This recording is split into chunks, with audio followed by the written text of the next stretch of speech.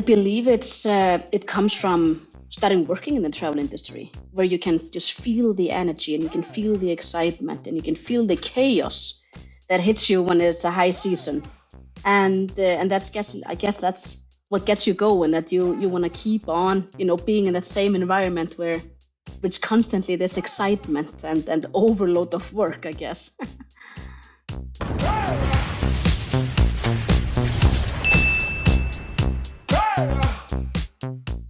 Hey y'all, how we doing? We are back again for another episode of Hospitable, the podcast about the hospitality space that is all about how do we make hospitality more human through technology.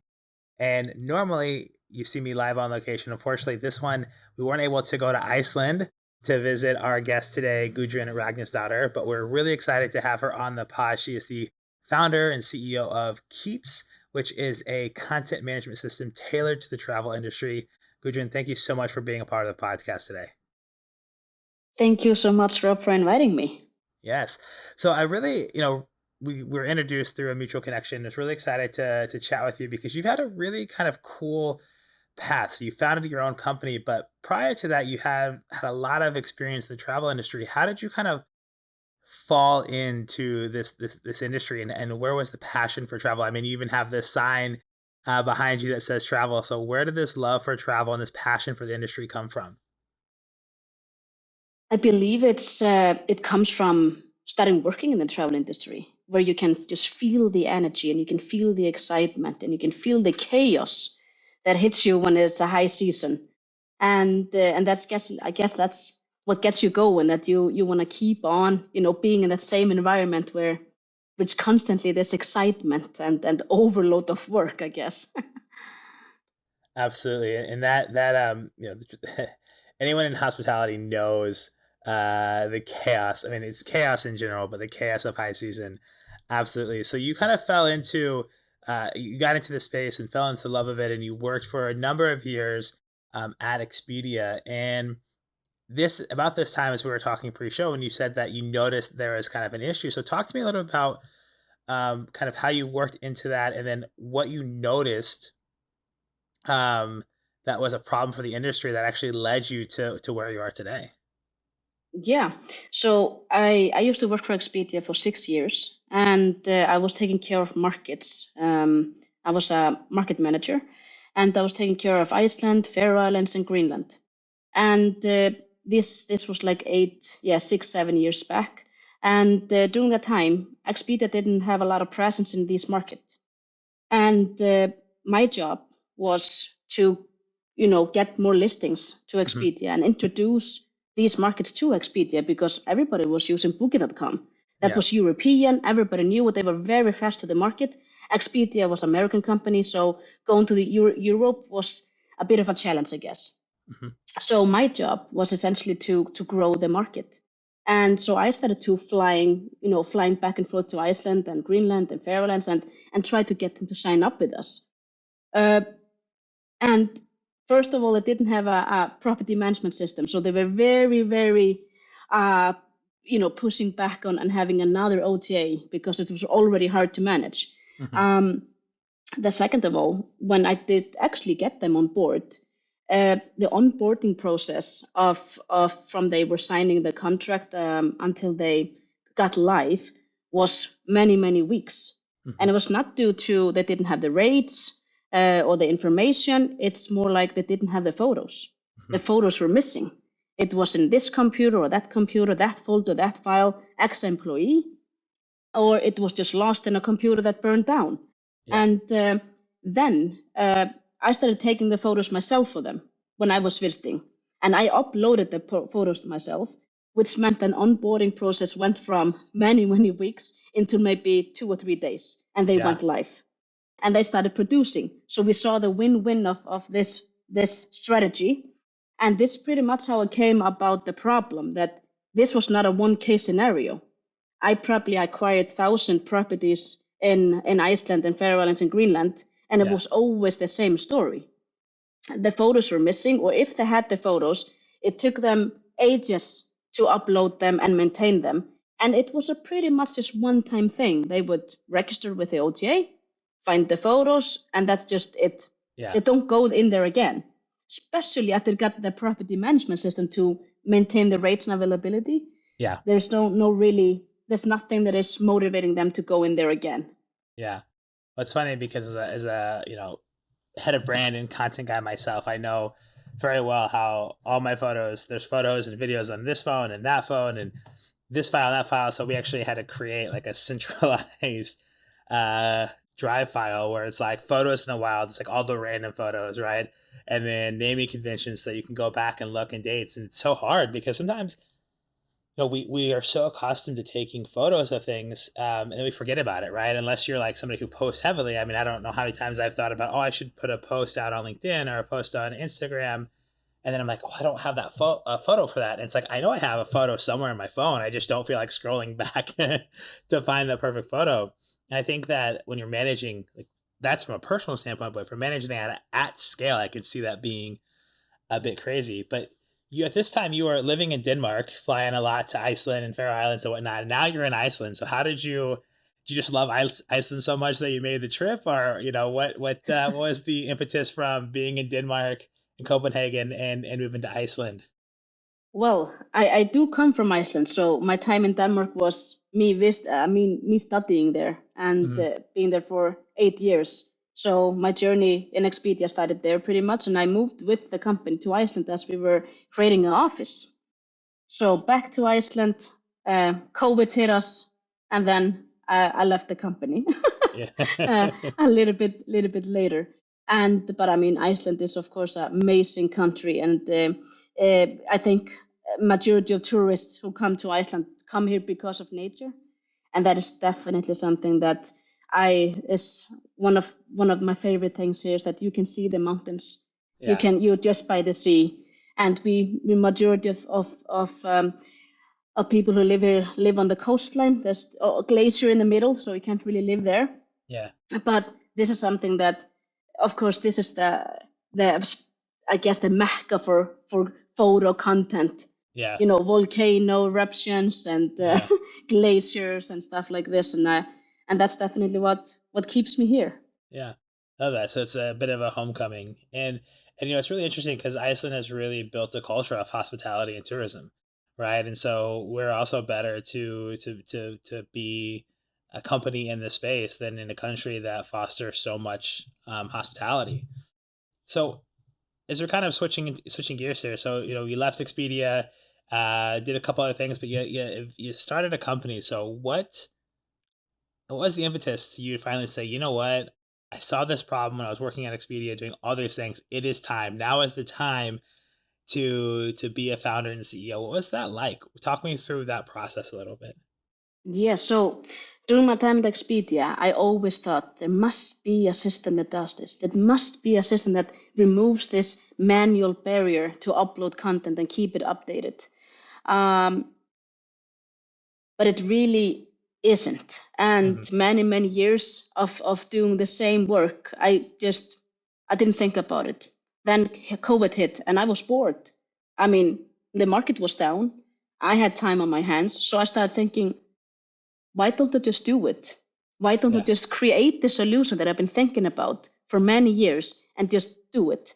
And the idea just came about, and I started writing in applications for getting grants to actually to be able to hire developers to create the product, and the ball just started rolling. And during my other jobs, also while I was here, I was doing this on the side, Hmm. and it wasn't until a manager at a previous company who just said, "Why don't you just go for it, all in, just do it?" Yeah. So I was like, "All right." So we signed up for Accelerator here in Iceland. Um, it went very well. We definitely got to formulate our product and solution better. We got a lot of help from the mentors in the program, and we then did a couple of meetings with investors. And 4 months later, we had investment, Wow. and uh, and that is pretty much the story. And the rest is now it's not history because we're still creating the product, but we got the funding and we got to hire the developers, and we are launching the MVP now and within this week or next. That's awesome. And by the time this episode comes out, the MVP will already be launched.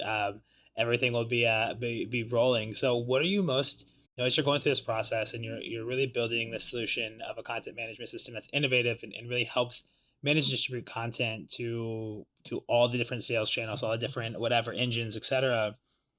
What are you what are you most excited about as you go through this product launch, and what are you maybe most scared about as you go through the product launch? Wow.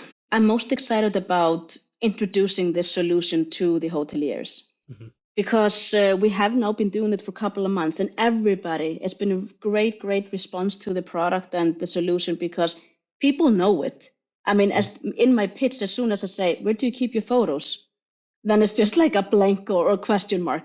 So we know that's what we're most excited about, that they get to free up a lot of time and Hmm. also be so much more visible than before by having consistency in the content across all channels. And that is what is the most important for both the hotel but also the traveler. Yeah. So to see that come to light and to see that consistency across channels and see them growing their visibility and revenue is definitely something that we are most excited about.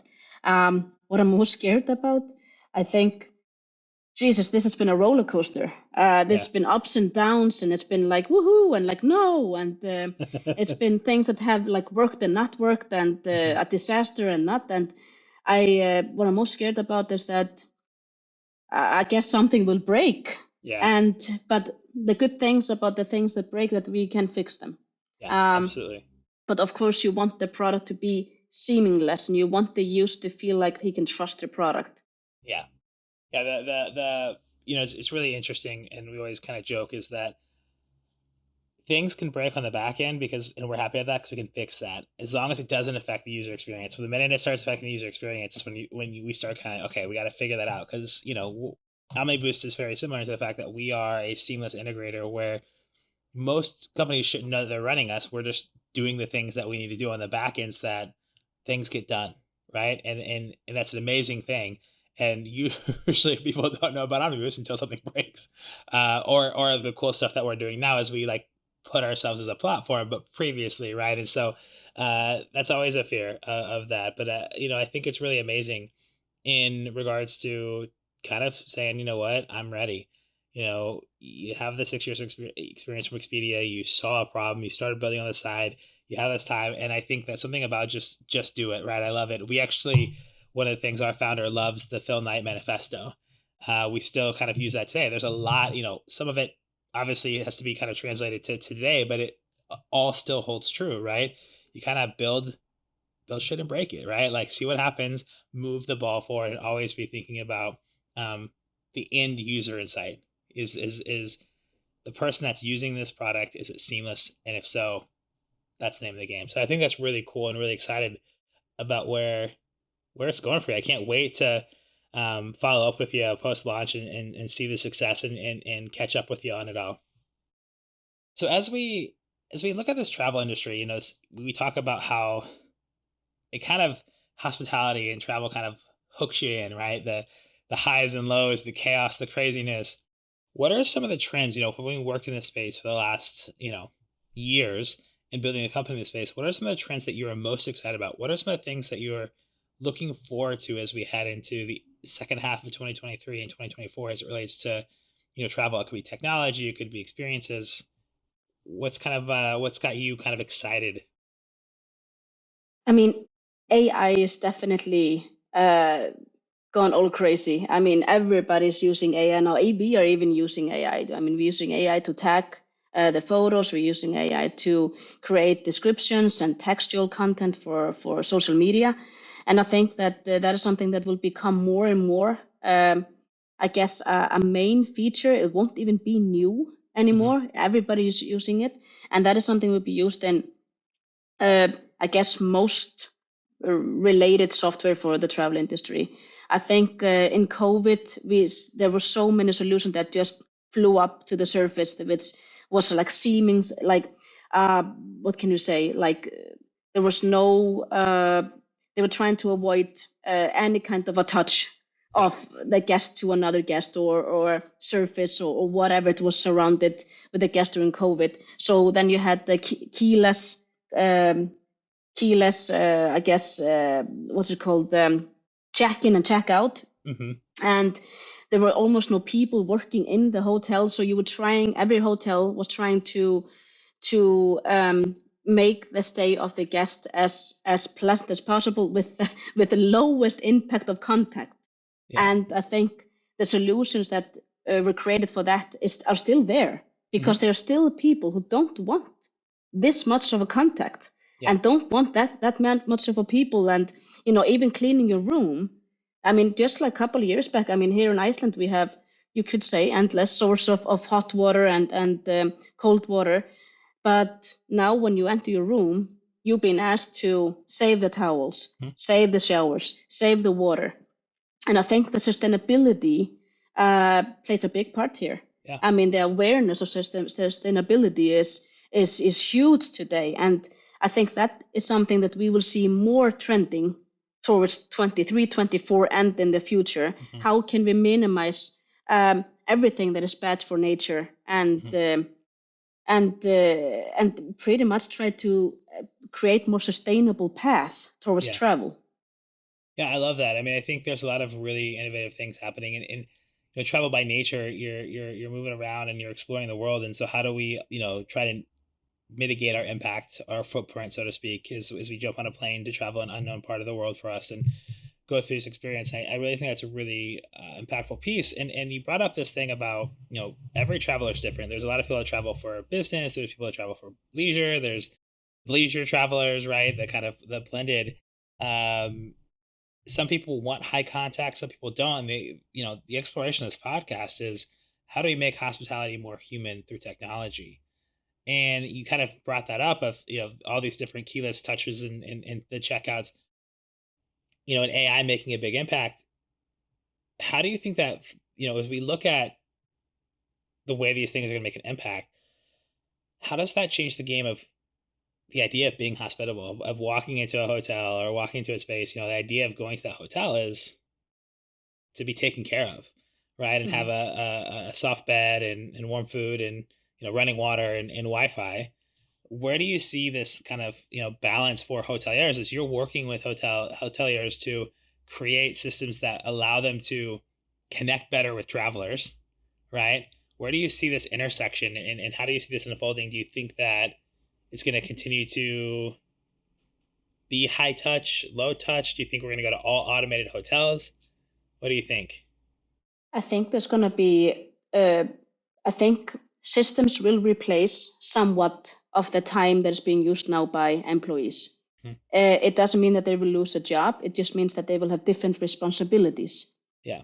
They will still maintain, because behind every system there's a human. Yeah. And there will always be somebody who needs to maintain the systems, even though that we distribute content automatically to all the sales channels, somebody needs to keep it updated. Yeah. Somebody needs to make sure they have the newest photos, and they switched out the northern light photos to a summer photo or something like that. Um, so the intersectionality kicks in when you look at your segment of travelers.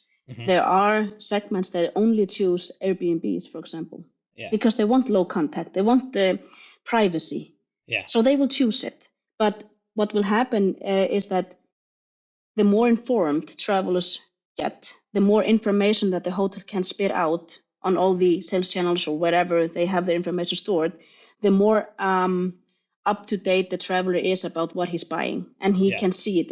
It's more visible. So I think that there will always be these great accommodations that offer hospitality, that you greet the guest when he comes in, and you Yeah. offer him a drink or whatever it is. And that is something that guest will then know that he is getting Hmm. through the content, and through the textual content and photo content. So I think that it doesn't really, even though we're getting more technical, and the travel industry have been very much not the most technical industry for the Yeah. past decades. It's getting there. We're still a little bit behind, but it's getting there, and it's not to replace anything. I think it's just to find that perfect balance within the hotel itself and the Yeah. management, and also with the travelers that are coming in. Yeah, I love that because I think, I definitely think there's a world where there could be all automated hotels for like the super tech savvy people that want no touch, all all technology. But I think that that's gonna be a small subset. I think there's still such a need for that human contact. I think we all crave it when we're traveling, having somebody to ask a question to, having somebody to give recommendations. And I think that the beautiful thing about some of the technologies that we're seeing, from PMSs to POSs to content management systems like Keeps to all these things, is that we're allowing the hotel staff, the restaurant staff to be freed up, meaning instead of having their head in a computer trying to find answers, they're more knowledgeable. And then also taking that technology and saying, how do we create systems that are scalable? Right? Because you mentioned, if I'm the content person and I'm taking 1,000 photos for the hotel and I decide to go to another job or to leave and go across the world and I have all the photos on my phone, you lose so much content and data and things like that. So how do we create technology backup so that no matter who comes in, they can run it and operate? Yes, every human has their own flavor and brings their own energy and their own personality to the role, but how do you kind of mitigate some of that loss when people walk out the door? And I think that there's so much advancement to be had in the next year or two. And there's so many companies popping up. So it'll be interesting to see what happens as we kind of go through this revolution in the tech space. But I like what you said about AI is going to have a big impact on the roles that we play, not taking roles away, but how do we honestly, how do we be more human in our roles, right? It's going to take away being in the computer and being more customer focused so that we can be there for our customers. And I think that's such a unique thing and really exciting to see how that continues to play out. As I've been traveling a lot more lately for work, I've gotten into loving when I travel for work. I really want to stay in a hotel. When I travel for like leisure, when I want to get off the grid, I want to find like a tent or a shack in the woods. Like, I don't want like an Airbnb. I want like literally like give me a shack in the woods and get off the grid. But it's been interesting to see how these things play out as we look moving forward. So one of the questions I always like to ask our guests is, those that work in the hospitality space tend to travel a lot. What is your most memorable travel story? It could be memorable in a good way or a bad way. When you think about travel, like, what is that one thing that pops in your head? And I see your smile, so you already have something lined up just based on that. So what is that? So yeah, I mean Bali. It's what pops up in my head. Um, I mean, I lived for 8 years in Copenhagen, and it was relatively, cheap to fly to Asia Hmm. rather than having lived in Iceland as well. It's always more costly, right? Because we're not in the mainland; it's an island, and so flying to Bali with my then girlfriend. We went to Koh Phi Phi, and oh, sorry, that's in Thailand. We went to Bali. Sorry, can we need to cut this out. Let's start again. The most memorable trip that I had was definitely to Bali. It was a Hmm. beautiful, beautiful. It's a beautiful country, and I remember that my ex partner then, she got very flight sick because it was like 3 flights to get there. Hmm. So she had puked Oof. her way to Bali pretty much, and then we were also driving, so we needed to stop the car for her to also throw up. And at the final destination, she was like, "Finally, we had this green blue sea, this resort that we went to, and it was just a beautiful, beautiful destination, and it was the best experience ever that I've entered. The most present and experience that I had in traveling in I love general. that. What could have been the worst travel experience of your Could life have turned been. into one of the best, right? I Yeah. mean, it probably was Uh, bad. You kind of have those balances, and I love that story. It's so, especially in today's day and age where so many media is about how flights are being canceled. There's a lot of, I mean, travel is up so high. Like, everyone is like, we want to go out and see the world, and not everything is keeping up, and so there's so much craziness. But here's the deal: it doesn't matter if, even if the airlines are perfect and you never had a flight cancel and whatever, whatever. Traveling the world, nothing will ever go as planned. You have to be ready to take it in stride, because some of the best experiences of your life are when, after kind of things that happen. Like, I remember one time for me, I was exhausted and I was not feeling great, and My wife really wanted to hike up to the top of a mountain. I'm like, I don't really want to. We've already been on a couple other hikes, and it really wasn't it wasn't a long hike. It was really kind of short. Um, and I was just, I was hemming and hawing, and I didn't want to go. And I finally, like, you know what, let's just do it. And she was almost like, we'll just stay. Like, I'll go do it myself. So she was like, I'm not waiting on you. I'm going to go do it. And I was like, I'll do it with you. Let's go. So, by the time I got up there, and I just remember looking out and taking pictures, and it's just like, why the hell did I not want to come up here? Like, I might never be back in this. This is in Switzerland, in Lucerne. I might never be back in Switzerland, right? This is kind of the end of my time living in Milan, and I just knew that I may never be back here. So why was I even hemming and hawing? Because I was tired. I knew that being at the top of that was going to be one of the coolest experiences, right? And so it was special in a different way. I think partly because I was exhausted and I didn't want to do it. But for those out there, just remember that traveling is one of the coolest and most amazing experiences of your life, and nothing will go as planned. So be prepared and take it in stride, and have a little bit of compassion. Remember, we're all human, right? The idea of travel industry is be hospitable. Understand that that can be tough. So just be human, and remember, we're all human together, and we're in this together. So I love that story, and I allow you. Thank you for letting me wax poetic on it, but it's such a essence of a great travel story, because that's where the best memories are made. So awesome. Exactly. Well, Gudrun, it was so much fun to getting to chat with you, and have you on the pod. As far as the products to be coming out soon, how can the listeners find you as we are paying attention and following on your journey? Where can they find you? How can they follow along with what you're building and what Keeps is doing? Yeah, so we have a website, of course, that you can both visit, and hopefully soon you can log in and subscribe. It's keepscms.com for Icelanders who are listening. Keeps.is, very easy. And but we'll be launching now in the next 1 or 2 weeks.